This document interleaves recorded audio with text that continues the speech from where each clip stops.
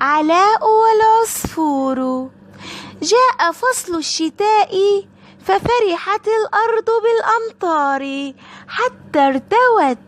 خرج علاء يلعب في الحديقة حيث الأشجار والزهور العطرة.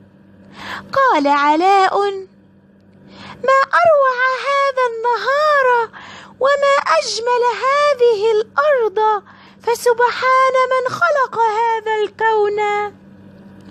فجأة سمع علاء صوت زقزقة، فإذا هو عصفور صغير ضعيف قد بلله المطر. حمل علاء العصفور ومسح عنه قطرات المطر ومضى به إلى البيت فرحا. سأل علاء أمه: كيف تحمي العصافير نفسها من برد الشتاء؟ الأم: إن الله تعالى خلق لها ريشا جميلا يكسوها ويقيها من البرد، وهذا العصفور صغير وضعيف، فأمه ترعاه وتطعمه وتعلمه الطيران فلا يشعر بالخوف أو الغربة.